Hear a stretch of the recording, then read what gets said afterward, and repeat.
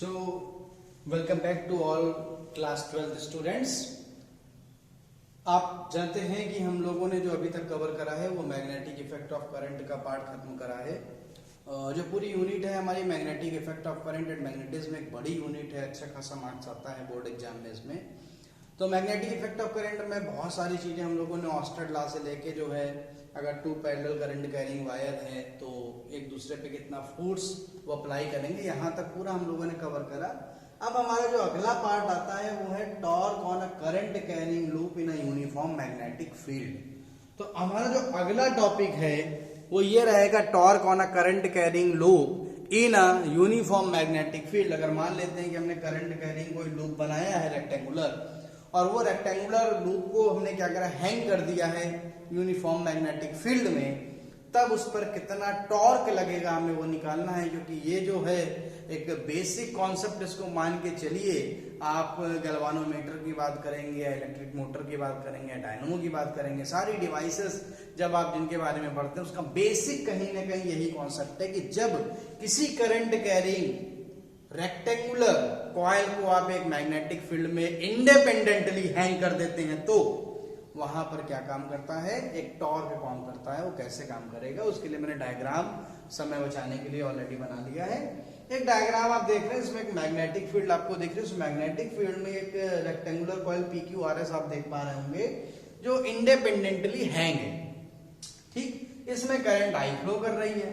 ठीक है, अब इसमें हम लोग जब बात करते हैं कि आपको मालूम है कि जैसे अगर कोई करंट कैरिंग कंडक्टर होता है और उसमें अगर मैग्नेटिक फील्ड में परपेंडिकुलरली हो तो वहां पर आपको मालूम है कि वहां पर एक फोर्स भी काम करता है, और वो फोर्स की डायरेक्शन कैसे निकालते हैं ये बात भी आपको बहुत अच्छे से ऑलरेडी आपको मालूम है। ठीक, तो जैसे हम यहाँ पे बात करेंगे, मान लेते हैं मैग्नेटिक फील्ड जनरली वैसे तो डाउनवर्ड होती है। देखिए जो अंदर की ओर होती है तो मैग्नेटिक फील्ड अंदर की ओर हो जाएगी। 3D डायग्राम पॉसिबल नहीं, इसलिए वो एरो आपको दिख रहे हैं।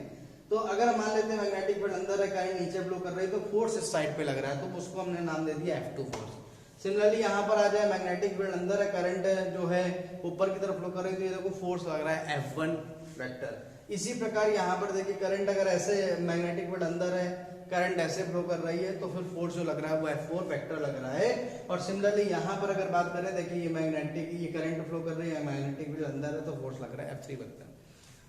अब अगर हम ध्यान से देखें तो जो F4 वेक्टर की रिएक्शन लाइन और F3 वेक्टर की जो रिएक्शन लाइन है, इनको अगर हम ड्रॉ करते हैं तो बिल्कुल सेम लाइन में ये दोनों आते हैं। यानी कि हम एक बात मान के चलते हैं कि इनका जो नील इफेक्ट होगा वो 0 हो जाएगा। क्यों? क्योंकि आपको मालूम है जिनकी जो रिएक्शन, जो एक तरीके से एक्शन लाइन होती है जब कहीं फोर्स अप्लाई हो रहा हो, और अगर वो लाइन एक दूसरे को क्या करें, एक ही पॉइंट पर मीट करती हैं, तो वहां पर क्या हो जाता है, वो जो फोर्स इक्वल एंड अपोजिट होकर एक दूसरे को क्या कर देते हैं, कैंसिल कर देते हैं। क्यों? क्योंकि मैग्नेटिक फील्ड सेम है, रेक्टेंगुलर कॉइल की साइड भी से जो है, अब यहाँ पर जो ये दोनों साइड होंगी वो भी सेम होगी, जो है सेम लेंथ की साइड्स होंगी, करंट सेम फ्लो कर रही, तो फोर्स भी क्या होंगे, सेम होंगे, और यानी कि एक दूसरे को क्या कर देंगे, कुल मिला के खत्म कर देंगे। लेकिन F1 वेक्टर और F2 वेक्टर में ऐसा जब करते हैं तो ऐसा नहीं होता है। अगर डायग्राम को भी आप समझेंगे तो इसको इस तरीके से मिलाएं, तो अगर आप देखें इस तरीके से रहेगा, यानी कि इनकी जो लाइन ऑफ एक्शन है वो एक पॉइंट पर मीट नहीं करती हैं, यानी कि इन दोनों का क्या हो जाएगा, ये जो फोर्स है एक दूसरे को कैंसिल नहीं करेंगे। और जब एक दूसरे को फोर्स कैंसिल नहीं करते हैं तब वो बनाते हैं मिलके टॉर्क। क्यों? क्योंकि करंट की डायरेक्शन दोनों में अपोजिट है, नीचे देखिए बना हुआ है। मान लेते हैं ये जो अब हमने क्या करा है कि करंट यहाँ पर देखिए, ये जो है इस पॉइंट पे बात करें, अगर हम इधर की तरफ करें तो करंट ऊपर की तरफ फ्लो कर रही थी। ठीक है, और जो करंट यहाँ पर बात करें, दूसरी साइड पर बात करें तो करंट यहाँ नीचे की तरफ फ्लो कर रही थी। ठीक है, अब इसकी वजह से जो फोर्स लग रहे हैं वो भी जस्ट इक्वल, एंड एक तरीके से जो है फोर्स का मैग्नीट्यूड सेम है, करंट के डायरेक्शन अपोजिट है, तो फोर्स मिलके क्या करेंगे, जैसे ये एग्जांपल के लिए ये रखा हुआ है, तो एक ऐसे खींचेगा तो दूसरा ऐसे खींचेगा, तो ये क्या हो रहा है, मार्कर क्या हो रहा है, घूम रहा है। जैसे ये देखो रखा हुआ है, एक ऐसे फोर्स लगा रहा है तो दूसरा वाला ऊपर लगा रहा है, तो देखिए घूम रहा है कि नहीं घूम रहा है। तो सिमिलरली यहाँ पर फोर्स लगेंगे, घूमेगा। दोनों के बीच की डिस्टेंस की अगर बात करेंगे, अगर हम इसकी जो है, तो ये डिस्टेंस आ रही होगी, वो डिस्टेंस b मान लेते हैं, लेट कर लेते हैं, इन दोनों के बीच की डिस्टेंस कितनी हो जाएगी, b हो जाएगी। ये हमने लूप की एक्सिस मान ली, मान लेते हैं ये इसके अराउंड जो है ये क्या कर रहा है, घूम रहा है।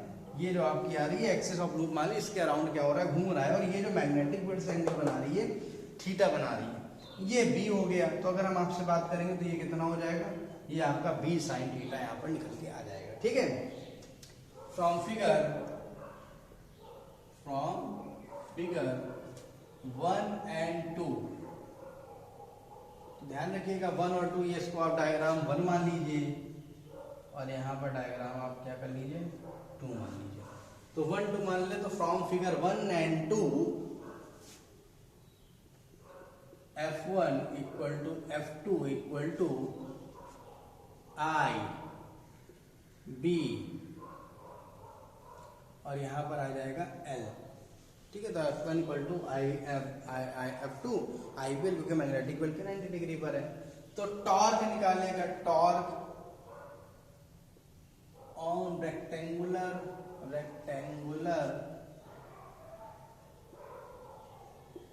कॉइल, तो टॉर्क ऑन रेक्टेंगुलर कॉइल क्या हो जाएगा, टाउ बराबर F1 रख लीजिए या फिर F2 रख लीजिए, कोई भी एक चीज रख लीजिए, F1 और F2 into perpendicular distance from the rotational axis, ये फार्मूला होता है टॉर्क का। तो F1 F2 की वैल्यू रख दीजिए IBL, अब परपेंडिकुलर डिस्टेंस लेंगे तो आपको देखो दिख रहा है b sin theta, perpendicular distance आएगी तो यहाँ पर रख दीजिए b sin theta, b L into b को ब्रैकेट में कर लीजिए sin थीटा, तो ये आ गया IBA sin थीटा। तो ये टॉर्क की वैल्यू आ गया, torque equal to IBA sin theta. If coil has capital N number of turns, then tau बराबर NIAB sin theta. So this is the torque acting on the rectangular coil, where N is the number of turns, I is the current, A is the area of the rectangular coil, B is the magnetic field and theta is the angle। ठीक है, जो कि एक तरीके से rotational axis rectangular coil से बना रही होगी। तो कुल मिला के मेरे ख्याल से बात समझ में आएगी कि F3 F4 एक दूसरे को खत्म कर देंगे, क्योंकि इनकी लाइन ऑफ एक्शन एक ही लाइन पर मिलेंगी, यानी कि कोई भी टॉर्क नहीं बनाएंगी ये है, और इनकी वैल्यू एक दूसरे खत्म कर देंगे। F1 F2 की लाइन ऑफ एक्शन अलग अलग रहेंगी, मिलकर एक टॉर्क लगाएंगी और उसी को पूरा हमने सॉल्व करके निकाल लिया। आप वीडियो पॉज करके आप इसको नोट कर सकते हैं।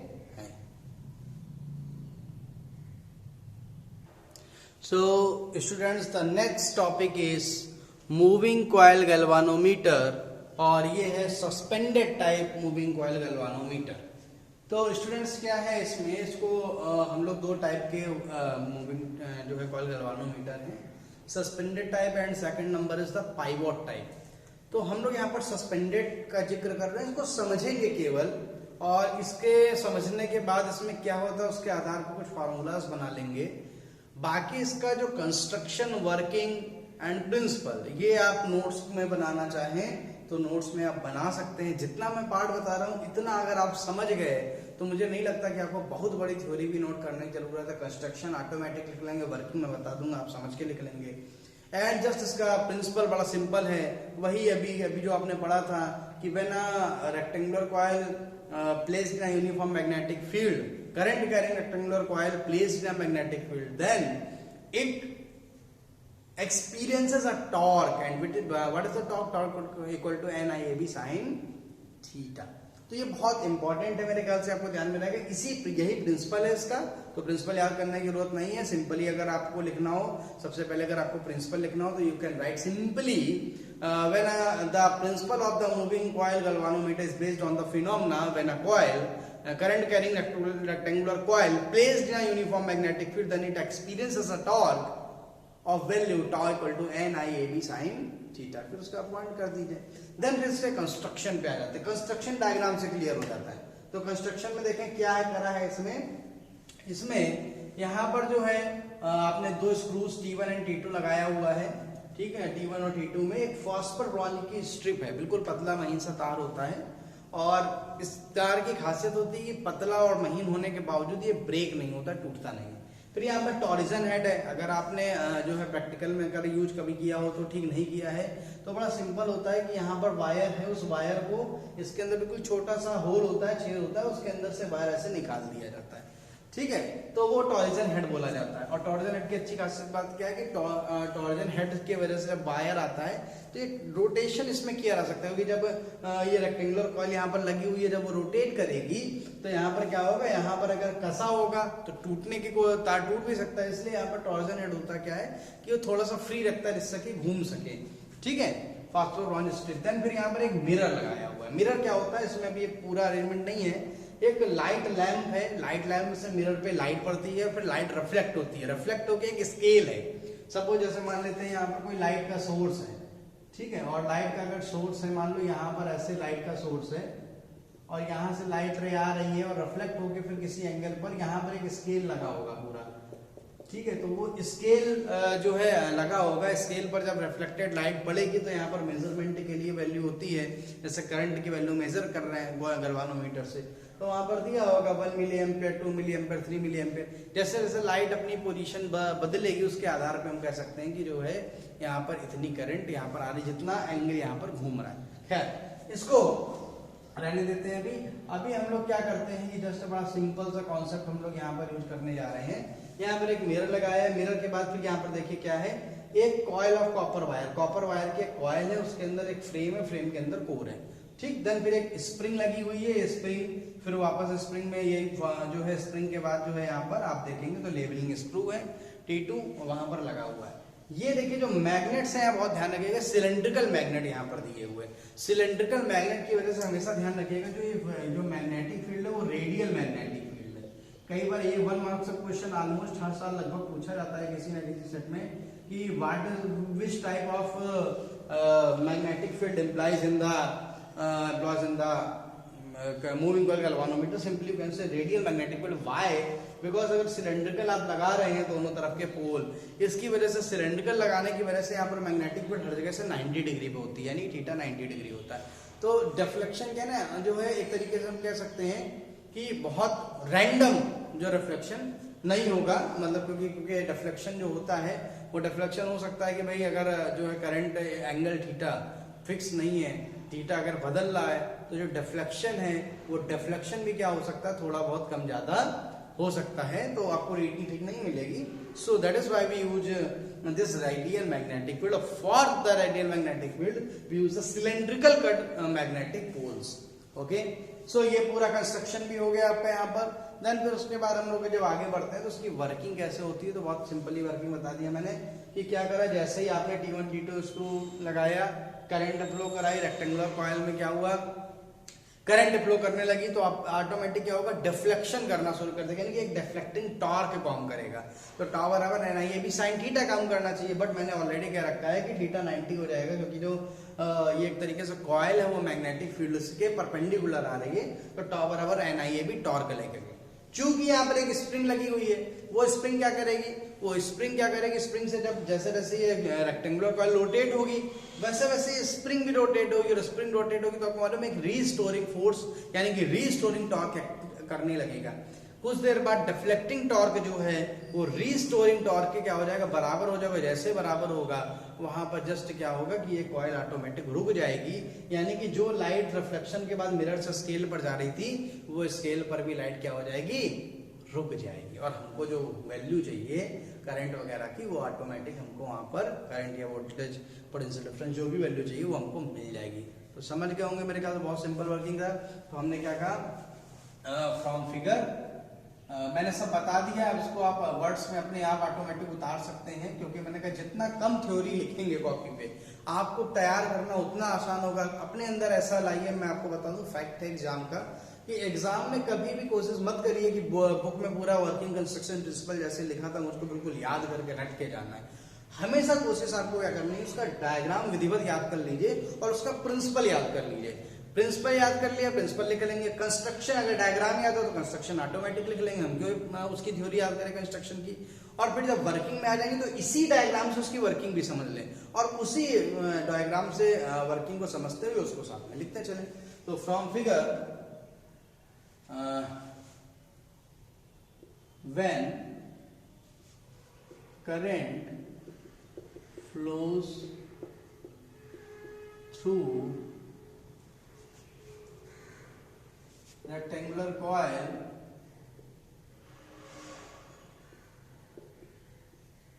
कॉइल, ठीक है,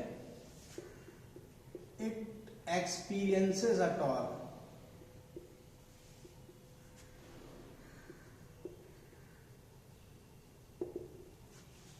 कितना करेगी एक्सपीरियंस, टाउ बराबर NI/AV, ठीक है।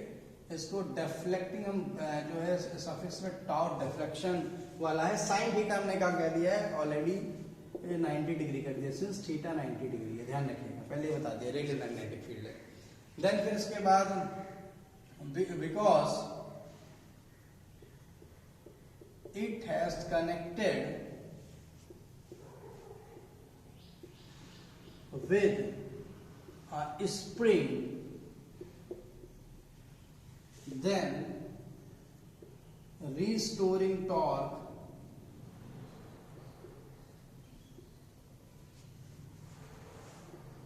acts, and it is given by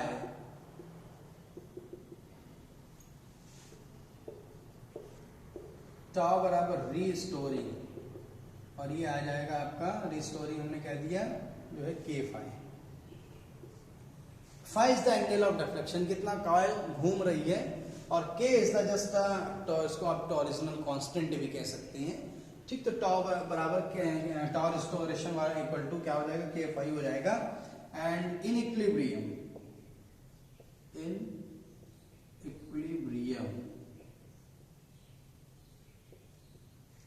equilibrium में tau deflection equal to torque restoration, ठीक है, तो रिस्टोरिंग टॉर्क लगेगा, तो NI/AV equal to K phi, और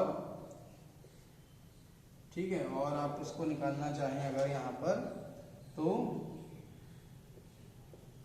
I equal to K upon NAB phi, ठीक है।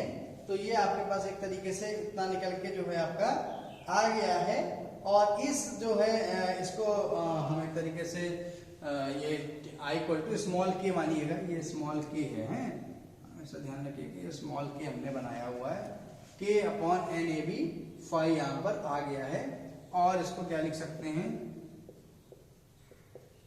I इक्वल टू इसको लिख सकते हैं K फाई, ठीक है। तो I इक्वल टू हमने क्या लिख दिया इसको, K phi, where what is the K, where capital K is a constant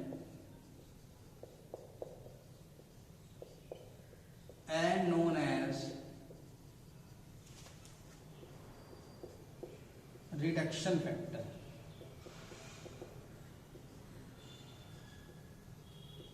ठीक, ये रिडक्शन फैक्टर हो गया।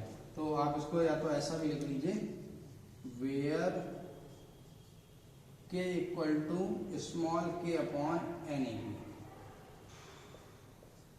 तो यानी कि आप इसको अगर ध्यान से देखें तो therefore I directly proportional to the phi, यानी कि जैसे जैसे डिफ्लेक्शन होगा वैसे वैसे करंट की वैल्यू पे डिफ्लेक्शन डिपेंड करेगा, यानी कि डिफ्लेक्शन के अकॉर्डिंग हम बता सकते हैं कि कितनी करंट कॉइल में फ्लो कर रही है। तो बहुत एक तरीके से इंपॉर्टेंट और बहुत सिंपल सा ये जो है सस्पेंडेड जो मूविंग कॉइल गैल्वानोमीटर था, और इस तरीके से इसका पूरा वर्किंग कंस्ट्रक्शन प्रिंसिपल हो गया। वीडियो को पॉज करके आप अच्छे से इसको नोट कर सकते हैं। तो students, the next topic is sensitivity. Sensitivity का मतलब क्या होता है, कितनी ही स्मॉल करंट हो लेकिन अगर गैल्वानोमीटर में डिफ्लेक्शन सफिशिएंटली लार्ज होता है तब हम कहते हैं it has sensitivity for current और वोल्टेज, या हम ये भी कह सकते हैं it is an ideal galvanometer. Ideal galvanometer in the sense small current के लिए सफिशिएंट लार्ज डिफ्लेक्शन दे। तो सेंसिटिविटी को दो पार्ट में डिवाइड करा गया है, क्या क्या होना चाहिए, तो करंट सेंसिटिविटी होनी चाहिए, दूसरी वोल्टेज सेंसिटिविटी होनी चाहिए। तो करंट सेंसिटिविटी को सिंपली डिफाइन करा था, it is defined as deflection produced in the galvanometer when unit current flows, यानी IS का मतलब हमने कह दिया current sensitivity equal to 5/I, deflection produced in unit current. ठीक है, तो 5/I की वैल्यू इन AB अपॉन के, अभी पिछला आप टॉपिक जरा देखिएगा पलट के, आपने नोट किया होगा, तो वहां पर आपको मिल जाएगा 5/I की वैल्यू इन AB अपॉन के आएगी। देन फिर वोल्टेज सेंसिटिविटी, फिर it is defined as deflection produced in the galvanometer when unit potential difference has applied. जब यूनिट पोटेंशियल डिफरेंस अप्लाइड करेंगे और जो भी डिफ्लेक्शन होगा तो वो आपका हो जाएगा voltage sensitivity. We know that V equal to IR होता है, VS equal to 5/V according to the definition, and 5 की वैल्यू इन AB अपॉन के आ गई और जो है आप यहाँ पर V की जगह IR रख देंगे, तो दैट्स इट, कंप्लीट हो गया। तो ये एक बहुत इंटरेस्टिंग सा जो है बहुत समझने के लिए टॉपिक था आपके कि what is the sensitivity, what is the current sensitivity and what is the voltage sensitivity. अब आप इसको जो है अपने नोटबुक में नोट कर लीजिए, इतनी डेफिनेशन रखिए, कई बार 1 और 2 मार्क्स क्वेश्चन में ये जो टर्म्स पूछे गए हैं। सो स्टूडेंट्स, आपकी स्क्रीन पर एक और coil galvanometer, moving coil galvanometer दिख रहा है और इसको नाम दिया गया है पाइवोटेड टाइप और वेस्टॉन गैल्वानोमीटर। तो इसमें और कुछ नहीं करना है, सारा फार्मूला वगैरह जो निकाला था बिल्कुल वैसे ही है। प्रिंसिपल आपको मालूम है, बहुत सिंपल सा है, वही होता है प्रिंसिपल की when rectangular coil suspended in a magnetic uniform magnetic field then it experiences a torque, ठीक है, और वो टॉर्क होता है टॉ बराबर NIAB sin theta, but if the magnetic field is radial then theta will be equal to the 90 degree and tau बराबर NIAB। तो यहाँ पर पाइवोटेड टाइप और वेस्टॉन गैल्वानोमीटर में क्या खासियत है, कुछ नहीं है कि आप देख रहे हैं यहाँ पर कि यहाँ पर आपको 2 रेडियल मैग्नेटिक फील्ड के लिए सिलिंड्रिकल कट मैग्नेट्स हैं, हॉर्सू मैग्नेट भी बोल सकते हैं आप। ये एक रेक्टेंगुलर कॉइल है, ये इसकी कोर आपको दिख रही होगी, ये जो अंदर दिख रहा है ये कोर है, ठीक है, और ये कॉइल है आपको। फिर इसमें भी क्या है कि जो है एक वायर, पतला सा वायर देख रहे हैं, वही फॉस्फर वायर स्प्रिंग है, ये 2 टॉरिजन है जिसमें कि फिटेड है, और यहाँ पर ऊपर नीचे दोनों क्या लगे हुए हैं, स्प्रिंग लगे हुए हैं, और T1 T2 लेवलिंग स्क्रू है जिससे स्प्रिंग कनेक्टेड है। कुछ नहीं है, जैसे ही करंट फ्लो कराएंगे वैसे वैसे क्या होगा, इसमें एक डिफ्लेक्टिंग टॉर्क लगेगा कॉइल में, तो ये क्या करेगा, डिफ्लेक्टिंग टॉर्क की वजह से क्या करेगा, घूमना शुरू हो जाएगी कॉइल। जैसे जैसे घूमेगी तो पॉइंटर एक लगा हुआ है, यहाँ पर एक स्केल होता है करंट के लिए या वोल्टेज जो भी आपको निकालना है, एक स्केल होगा, वैसे वैसे जैसे जैसे कॉइल घूमेगी वैसे वैसे पॉइंटर भी क्या करने लगेगा, घूमने लगेगा। चूंकि स्प्रिंग ऊपर नीचे लगी है, यानी कि यहाँ पर क्या होगा, एक रिस्टोरिंग टॉर्क थोड़ी देर बाद काम करने लगेगा, and restoring torque after some time for the condition of equilibrium, restoring torque will be equal to the deflecting torque. In that condition pointer will be stopped at a point, किसी point पर stop हो जाएगा, हम देख लेंगे कितनी current flow कर रही थी। जस्ट पाइवोटेड टाइप और वेस्टॉन गैल्वानोमीटर है, तो ये आप इसको जो है डायग्राम को बनाकर अपना कंस्ट्रक्शन वर्किंग प्रिंसिपल आप लिख सकते हैं। ये आज की क्लास में इतना सफिशिएंट कंटेंट आपको मिल गया है। अब आप अपना तैयारी करिए अच्छे से जाकर और इसको प्रिपेयर करिए, इसके नोट्स अच्छे से बनाइए। इसके बाद जो नेक्स्ट पार्ट है वो नेक्स्ट लेक्चर में हम लोग कवर करेंगे। तब तक के लिए नमस्कार।